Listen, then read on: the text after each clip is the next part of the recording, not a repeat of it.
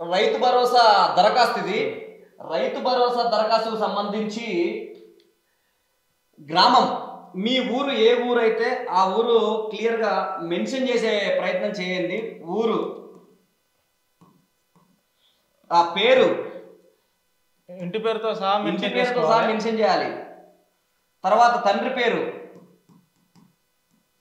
Clear mention చేయాలి. మండలం, Aadhaar number తోటే ప్రతిదీ లింక్ అయి ఉంది కాబట్టి ఖచ్చితంగా ఆధార్ నెంబర్ 1కి 2 సార్లు చూసుకోండి. ఆధార్ నెంబర్ 12 అంకెల ఆధార్ నెంబర్ని క్లియర్గా మెన్షన్ చేసే ప్రయత్నం చేయండి. వయస్సు, కులం, విస్తీర్ణం అంటే ఇప్పుడు మీకు ఏదైతే మీ పొలానికి సంబంధించి పట్టా పాస్బుక్ లో మా పేరు మీద మాకు ఇంతకు ముందు రైతు బంధు ఎకరానికి 4,000, 5,000, 6,000 మాకు ఒక ఎకరం భూమి ఉంది అనేది ఇక్కడ క్లియర్ మెన్షన్ చేసి దీన్ని ఖచ్చితంగా జత చేయాలి.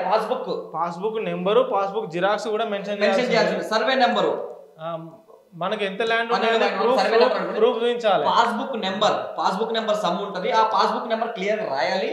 భూములున్న గ్రామ శివారు, మీ ఏ ఊర్లో భూముల్లో అంటే దీని కూడా ఉత్తర దిశ, పడమడ దిక్కు అని చెప్పి ఏరియాలు ఉంటాయి ఊర్లలో. గ్రామ శివార్లలో ఎక్కడున్నాయి అనేది అక్కడ క్లియర్ మెన్షన్ చేయాలి. తర్వాత క్రమ సంఖ్య 1 వేసుకొని సర్వే నెంబర్ వేసుకొని విస్తీర్ణం 1 ఎకరం ఉందని చెప్పి క్లియర్ గా రాసుకోవాలి. మీరు ఏది ఇప్పుడు దీంట్లో కూడా ఏది మిస్ అయినా మీకు వచ్చే 12,000 కదా, ఈ 12,000 రూపాయలకి అనర్హులే. మీరు 4 సంవత్సరాలు అప్లై చేసి 4 సంవత్సరాల్లో మీరు తప్పులు చేసినా కూడా 12 సంవత్సరాలకి అనర్హులే. 4 సంవత్సరాలకి 12,000 అనర్హులే. పట్టాదారుని పేరు, అనుభవదారుని పేరు, పట్టా ఎవరి మీద ఉన్నది, అది ఎవరు అనుభవిస్తున్నారు, ఆ పూర్తి డీటెయిల్స్ ఇక్కడ పట్టాదారు పేరు సంథింగ్ రాసి, ఇప్పుడు తండ్రి అనుకోండి, ఆ కొడుకు, ఇప్పుడు కొడుకు పెళ్ళైనా కొడుకు అంత ఎంతో వచ్చేస్తారు కాబట్టి చేసుకోమని డిక్లరేషన్ ఇవ్వాలి. సేమ్ ఇంతకుముందు నేను అనగా పేరు, గ్రామ శివార్లో ఈ సర్వే నెంబర్ లో ఇంత విస్తీర్ణం భూమి కలిగి ఉన్నాను, అయితే గతంలో నాకు రైతు బంధు ఇన్ని సంవత్సరాల నుంచి వచ్చింది లేదు, అందలేదు, కావున నాకు రైతు భరోసా అయినా ఇవ్వవలసిందిగా, అంటే నాకు ఇంతకుముందు రాలేదు రైతు భరోసా, అంటే బీఆర్ఎస్ ప్రభుత్వంలో నాకు ఏది రాలేదు, కనీసం కాంగ్రెస్ ప్రభుత్వంలో అయినా రైతు భరోసా తీసుకోవాలి, ఇందిరమ్మకు రుణపడి ఉండాలనుకున్న వాళ్ళు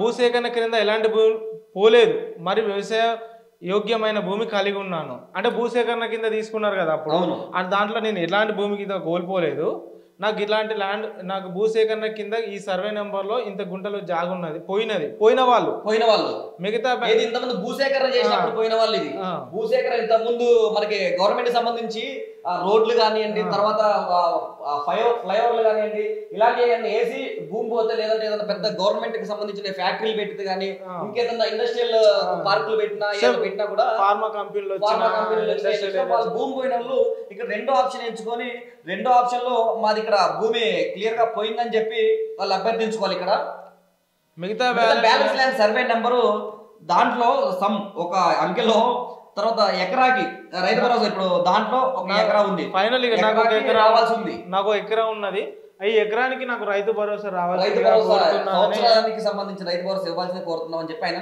ఇక్కడ కూడా పైన పేర్కొన్న వివరాలు వాస్తవం ఏదైనా తప్పుడు సమాచారం ఉండొచ్చో మీరు తీసుకోబో చర్యలకు బాధ్యతలు కాగలని ఇక్కడ ఓన్లీ సంతకం ఇచ్చిండు, తర్వాత చిరునామా, మొబైల్ నెంబర్, పూర్తి ఇన్ఫర్మేషన్ నా స్పృహలో ఉండి రాసిన, దీనికి ఎలాంటి ఏమైనా ఏదైనా తప్పులు జరిగినా పూర్తి బాధ్యత నాదే అని నా ఇష్టపూర్తికంగా రాస్తున్నాను, సంతకం పెట్టించుకొని ఇచ్చేయాల్సింది క్లియర్ గా. ఎందుకంటే ఇది చాలా అంటే చాలా ఇప్పుడు వాస్తవానికి చాలా అంటే చాలా పద్ధతి జరిగే అవకాశం కూడా ఉంది క్లియర్ గా.